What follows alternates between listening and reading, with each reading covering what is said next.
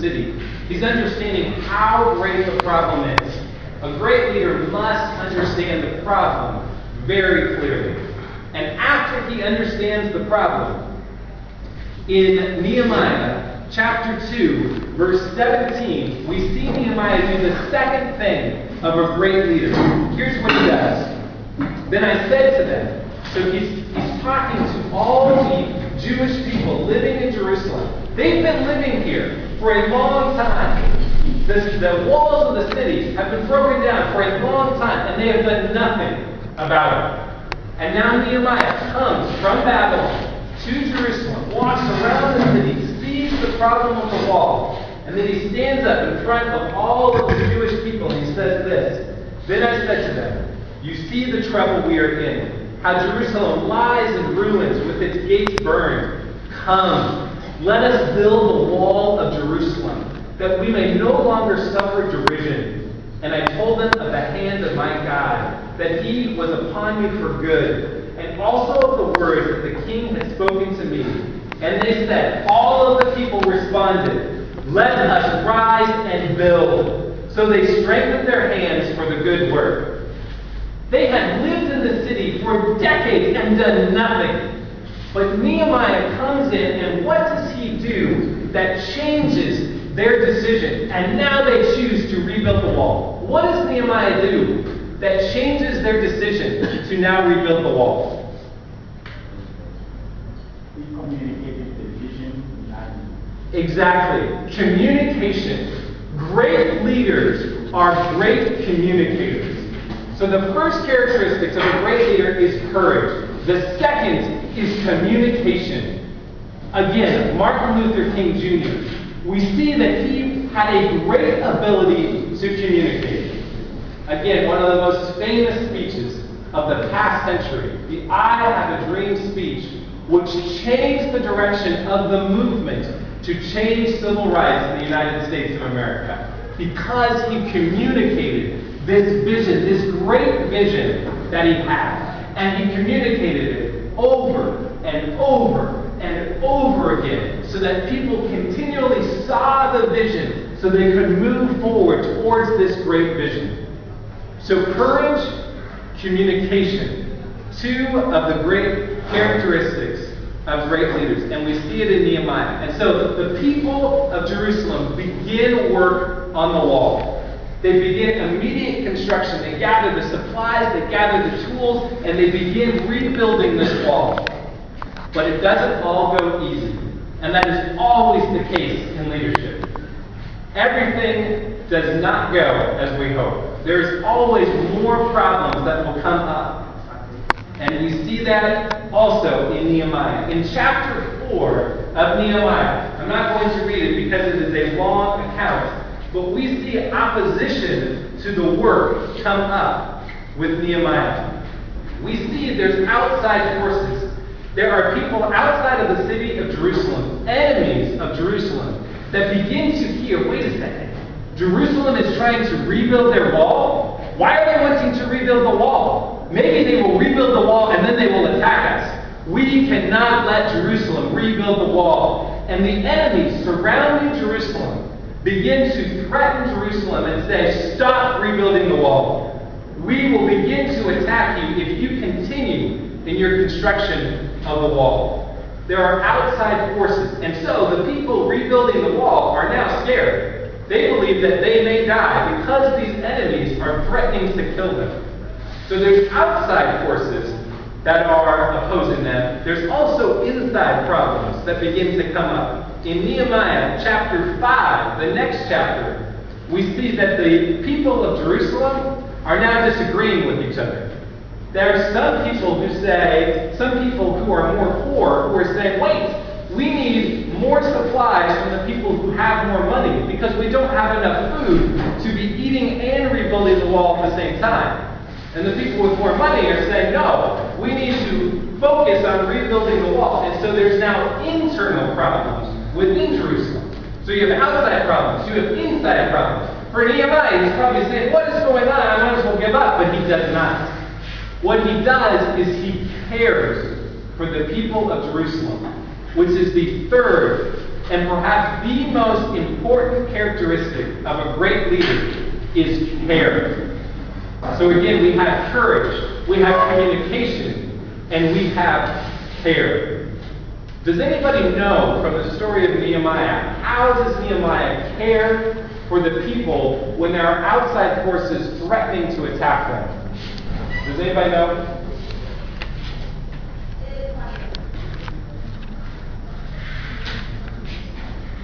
Excellent. No problem. What he does is he gives them weapons.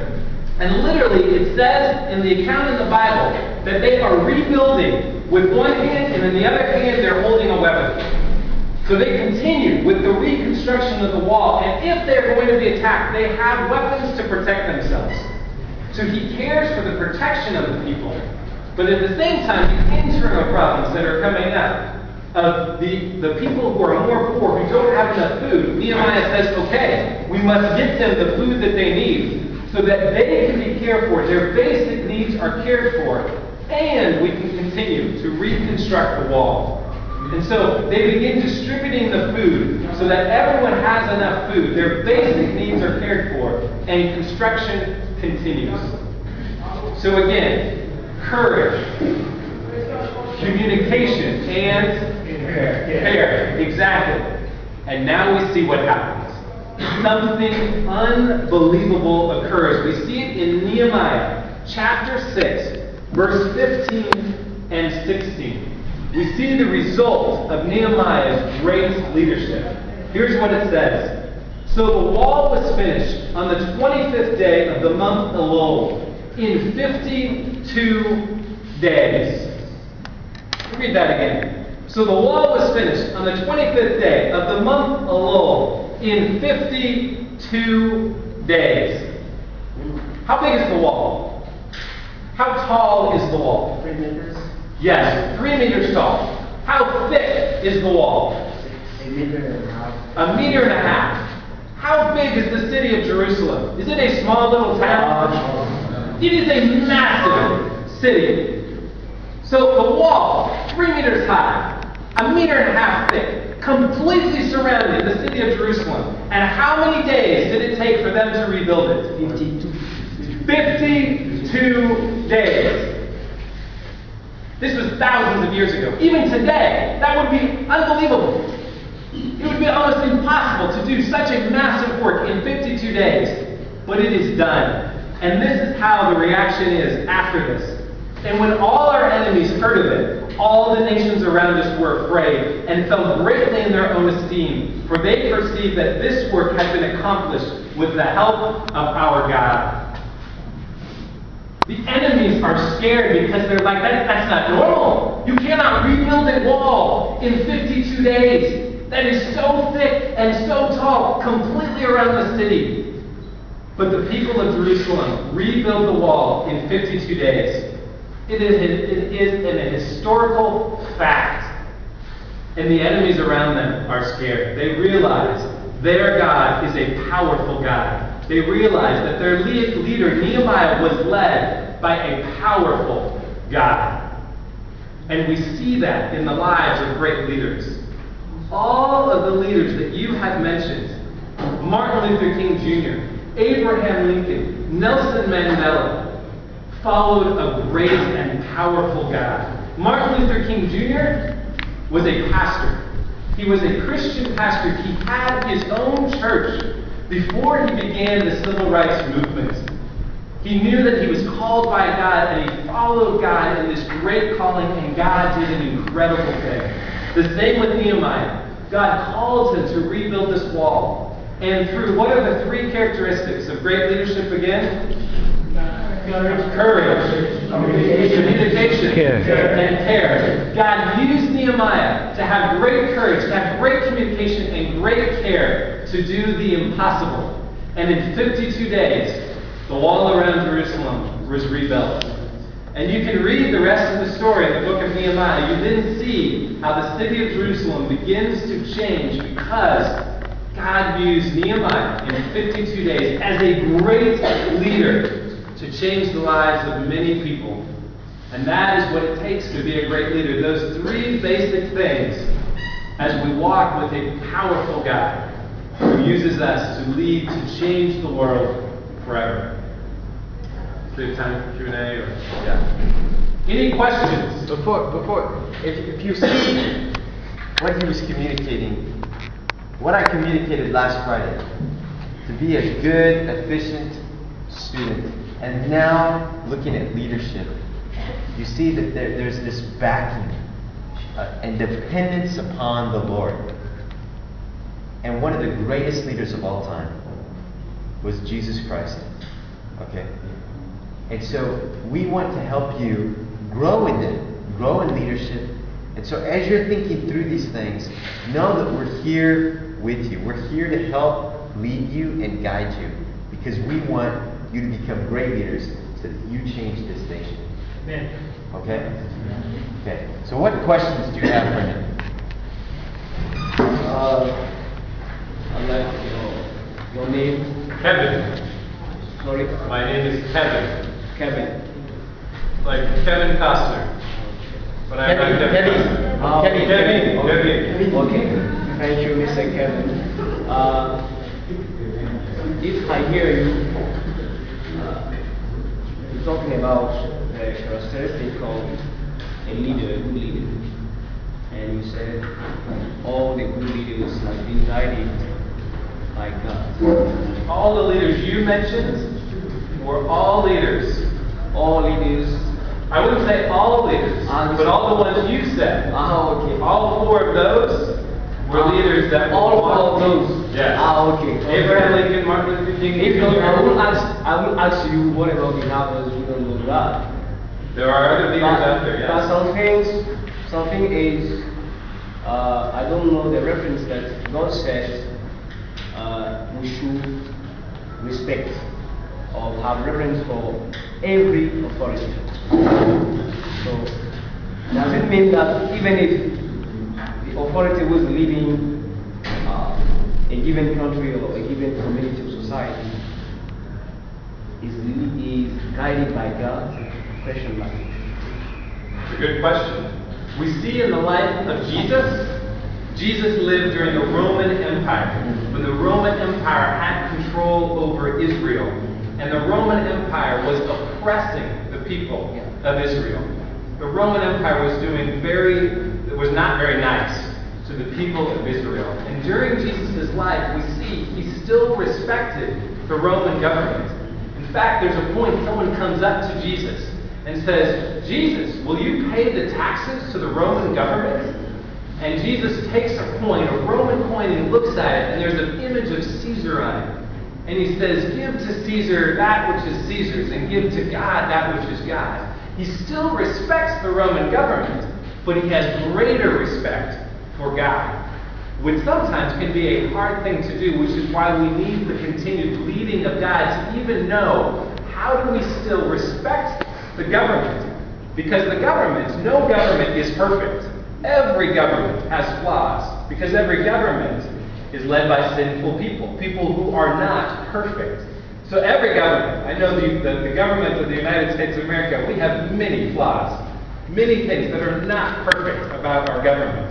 And yet, even when things are imperfect, even the Roman government over the country of Israel that was imperfect, Jesus still respected them, but had greater respect for God. Good question. I'd like to know the meaning of, you said, stay on the shoulder of the leader. Yes. I don't really understand what it means. Good question. Standing on the shoulders of previous leaders. So imagine, how do we give a good image of this? Imagine one of you was standing on top of my shoulders. So imagine you got up and you put your feet here and you stood on top of my shoulders. You would be twice as tall as I am.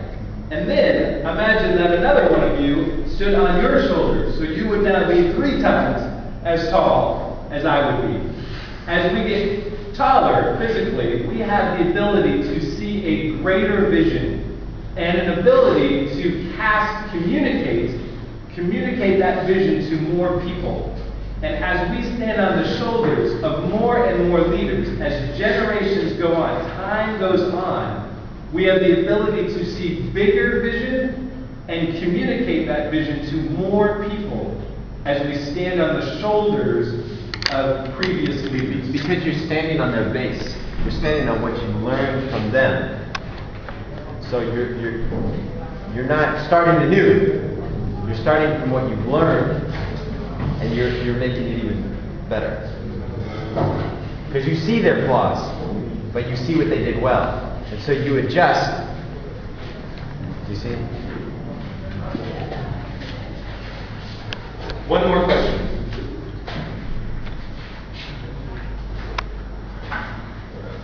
I would like to know, after the pre-characteristics of the leader, do we find another the leader apart from the three that we have seen right now? Yes, great question. His question was, apart from the three characteristics of a leader, care, courage, and communication, are there other characteristics of great leaders?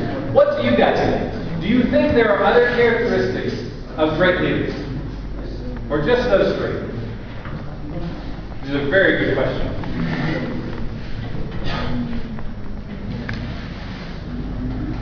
What? Okay, I think the goals are the key characteristics that we can add other like good leaders are humble and good leaders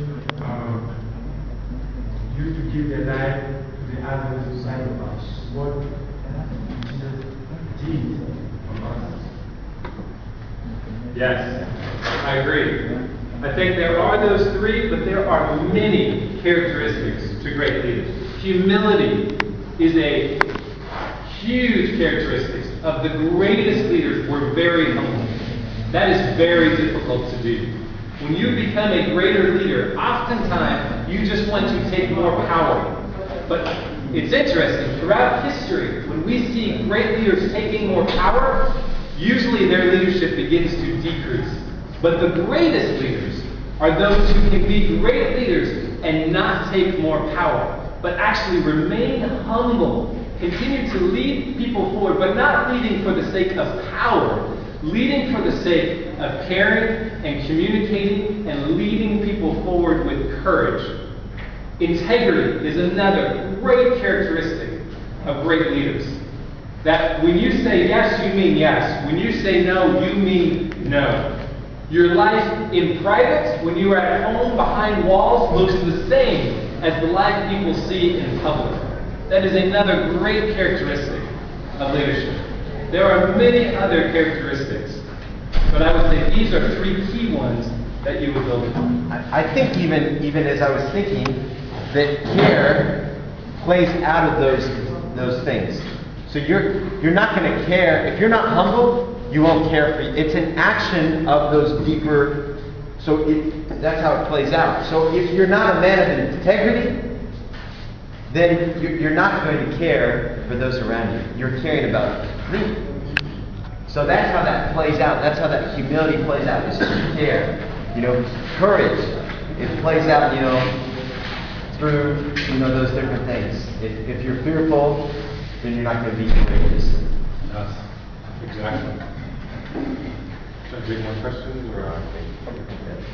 If you have more questions, we'd love to talk outside. Yeah, so if you have additional questions, we'll be right outside. Would love to talk more about these aspects of leadership, and also as Catholics for Peace, love to talk more about building that continued relationship with God, which we see in some of those leaders that we named off, were key aspects of their continued leadership. Thank you guys so much for this opportunity to share this day. Okay. It's great being here with you guys.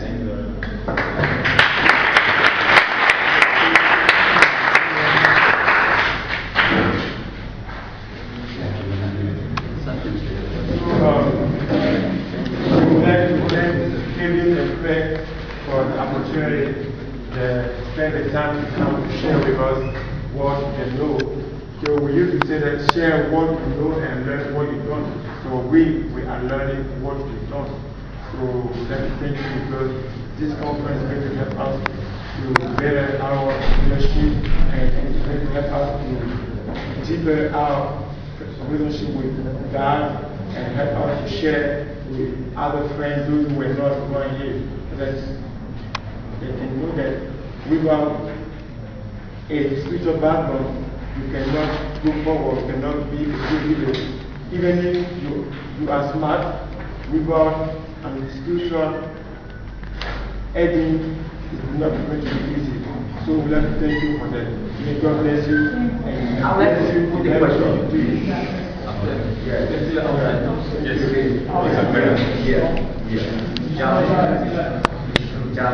Ask twice. You ask twice.